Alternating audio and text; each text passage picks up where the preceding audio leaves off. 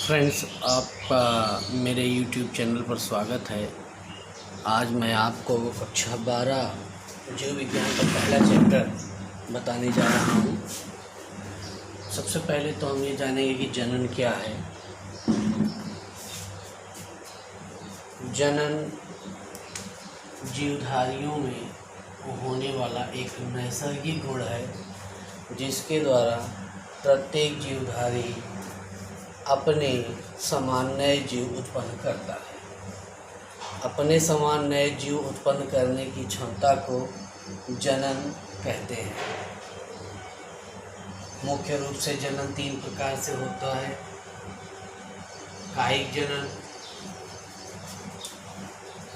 अलैंगिक जनन और तीसरा जो हमारा है वो है लैंगिक जनन। कायिक जनन, अलैंगिक जनन और लैंगिक जनन। देखिए, यहाँ पर ध्यान देने की बात है बेटा कि पूरा अगर समझना है इसको तो वीडियो को अंत तक देखिए। यदि वीडियो आपको पसंद आए इसको लाइक करें, चैनल को हमारे सब्सक्राइब करें और आगे के नए वीडियो जो हमारे आपको पहले मिल सकें। हम आपको आगे फिर इसमें बढ़ते हैं तो हम जानेंगे कि जनन, देखो बेटा, जनन जो है ये प्रत्येक जीवधारियों में होने वाला गुण है।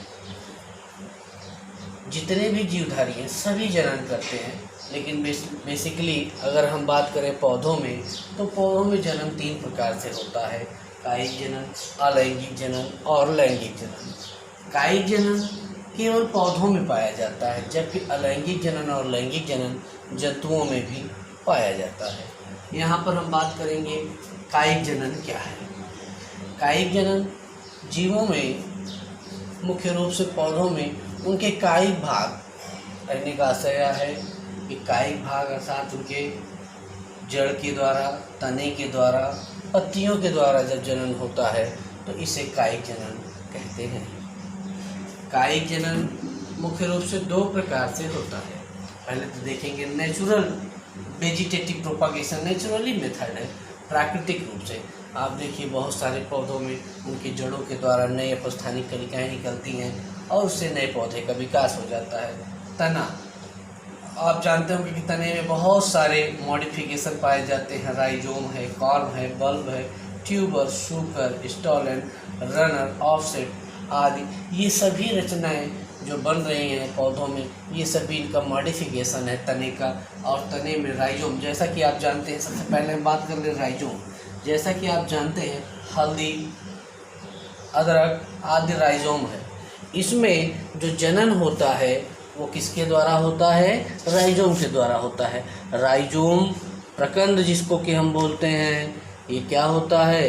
भूमि के भीतर दबा हुआ एक भाग है जिसमें पर्याप्त मात्रा में भोजन संचित रहता है और प्रकंद पर सल्कपत्र तथा कक्ष पर कलिकाएं विकसित होती हैं जो कि अनुकूल परिस्थितियों में प्रारों में परिवर्तित हो जाती हैं, अर्थात इसके द्वारा नए पौधे का विकास हो जाता है।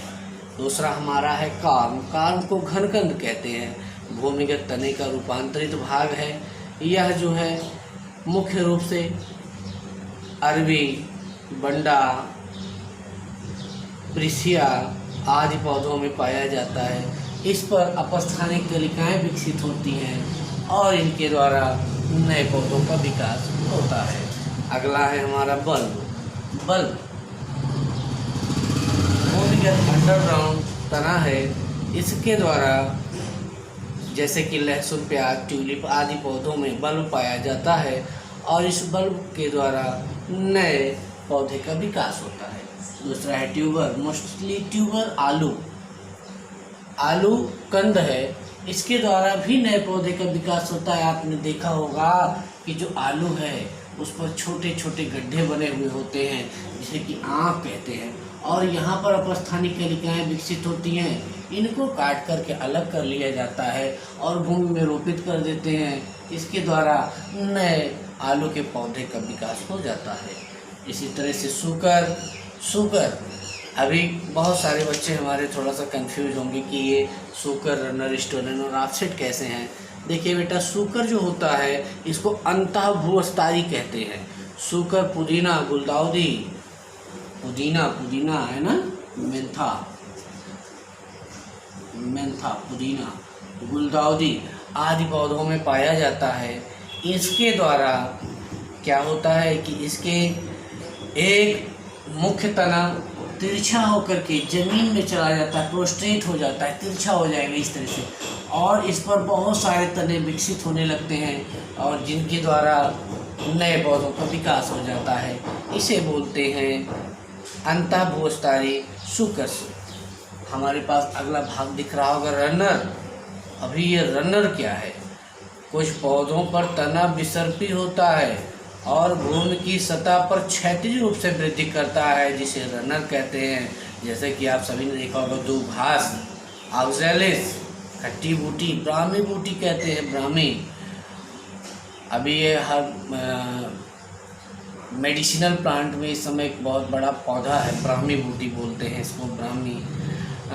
हाइड्रोक्टाइल जो कि एक बेहद लाभदायक पौधा है, उसमें जो रिप्रोडक्शन होता है वो रनर के थ्रू होता है।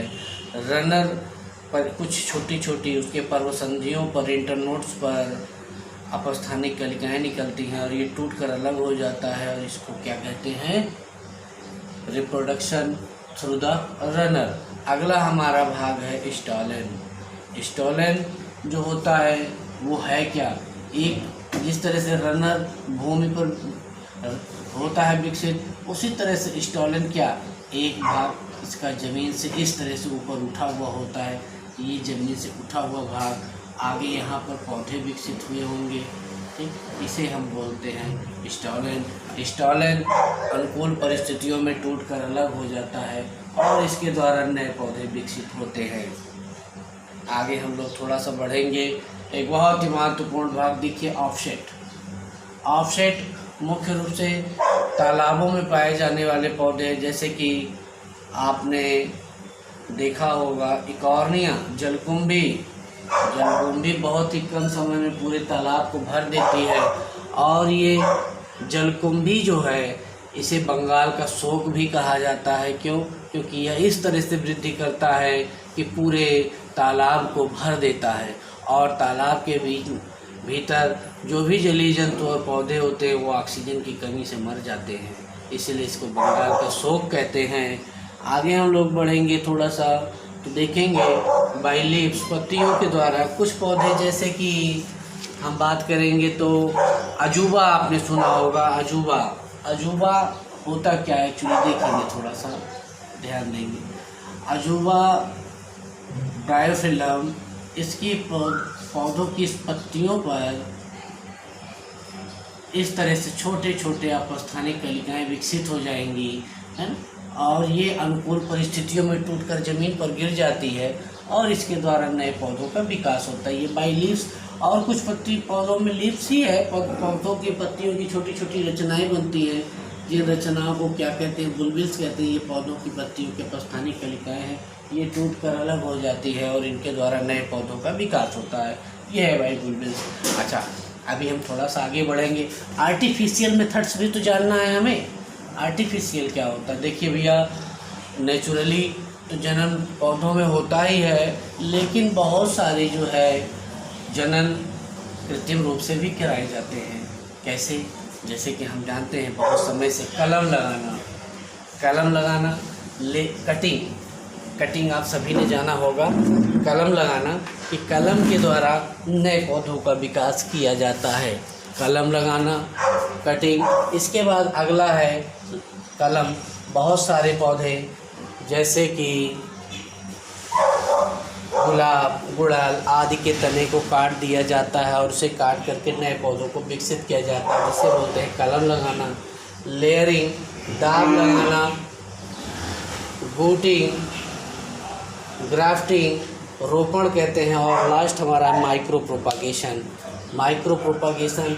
अच्छा, हम थोड़ा सा इसके बारे में डिटेल में अगले वीडियो में पढ़ते हैं। तब तक के लिए धन्यवाद।